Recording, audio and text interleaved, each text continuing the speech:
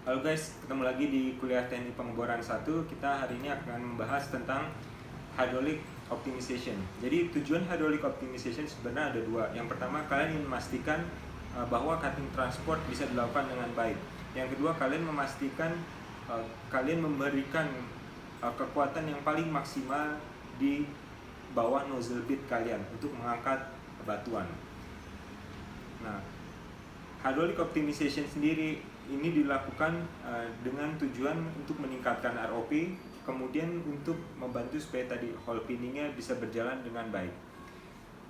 Ada dua macam metode yang bisa kalian gunakan ketika kalian melakukan hydraulic optimization. Yang pertama, kalian memberikan hydraulic horsepower at the bit yang paling optimum.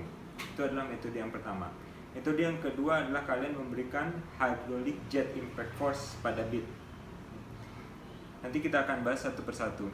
Yang pertama ini adalah bagaimana cara kalian memberikan hydraulic horsepower yang paling optimum pada bit. Kalau kalian lihat pada kurva ini, kalian bisa melihat semakin besar flow rate yang kalian berikan, maka pressure loss yang terjadi juga akan semakin besar.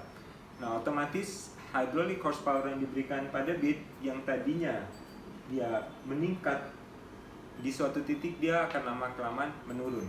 Nah, inilah yang kita sebut sebagai titik optimum. Kalian bisa lihat di sini, titik optimum yang kalian bisa berikan adalah ketika kalian memberikan flow rate-nya sekitar 400 sekian, ya mungkin 410 atau 420 GPM. Disitulah kalian akan mendapatkan hydraulic horsepower yang paling optimum. Jadi bukan berarti kalian bisa memberikan flow rate sebesar-besarnya dan mendapatkan hydraulic horsepower yang paling besar, enggak. Hal ini terjadi karena kalian tadi memiliki pressure loss yang terjadi di sepanjang circulating system kalian. Nah, kalau kalian lihat, maka kalian bisa lihat penurunan rumusnya seperti ini. Nah, dari penurunan rumus ini, maka kalian bisa dapatkan bahwa pressure loss di dalam circulating system kalian sama dengan 1/m+1 dikali pressure pump maksimum kalian. Maka kalau kondisi ini terjadi, maka ini adalah kondisi di mana kalian bisa memberikan hydraulic horsepower yang paling optimum atau paling tinggi. Jadi kondisi ini harus terpenuhi. Nah, selanjutnya untuk jet impact force juga kurang lebih sama. Kalian lihat di sini, ini perbandingan impact force terhadap flow rate. Semakin kalian berikan flow rate-nya di awalnya, semakin besar flow rate, jet impact force semakin besar. Tapi baik lagi, karena kalian ada pressure loss di sepanjang circulating system kalian, maka lama-kelamaan jet impact force-nya juga makin menurun. Dari grafik ini kalian bisa lihat sekitar mungkin 550-580 adalah flow rate yang paling optimum. Ini adalah memberikan jet impact force yang paling besar. Nah, untuk jet impact force akan terjadi paling optimum apabila pressure loss di circulating system kalian sama dengan 2/m+2 dikali pump pressure maksimum kalian. Nanti ya kita akan bahas bagaimana cara mencari nilai M tersebut. Nah, sekarang kita akan masuk ke kalkulasi perhitungan. Jadi kalau kalian lihat, kita bisa tuliskan pump pressure maksimum akan sama dengan pressure loss di surface equipment kalian ditambah pressure loss di drill string kalian ditambah pressure loss di dalam bit kalian ditambah pressure loss di annulus kalian. Nah, kalau kalian lihat dari persamaan ini, kita bisa keluarkan pressure loss dari bitnya, maka pump pressure maksimum akan sama dengan pressure loss, kita sebut saja circulating system ini masuk ini, ditambah dengan pressure loss di dalam bit kalian. Kalau kalian masih ingat, di video sebelumnya saya sudah menjelaskan bahwa pressure loss di sepanjang circulating system kalian itu sebenarnya dipengaruhi beberapa parameter.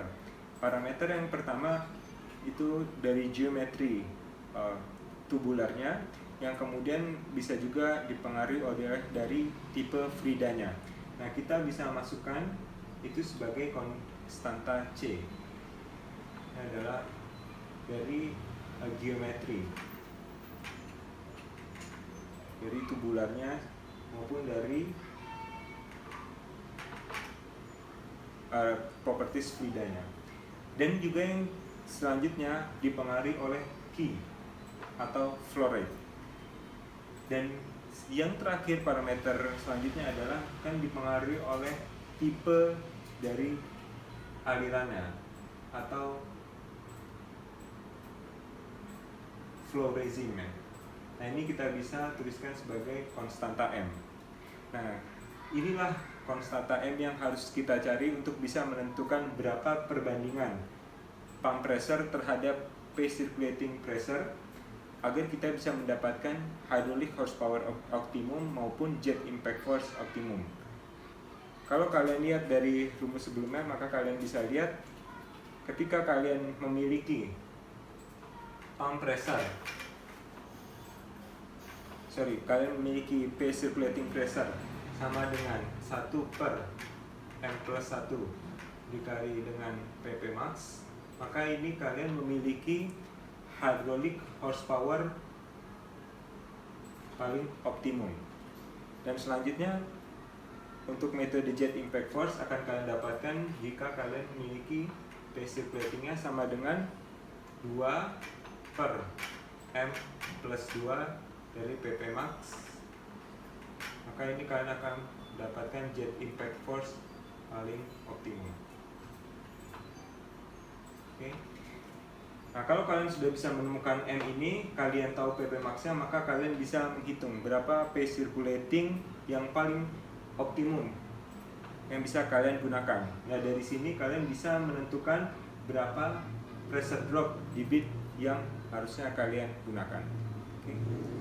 Nanti kita akan masuk ke contoh latihan soal. Sampai ketemu di video selanjutnya.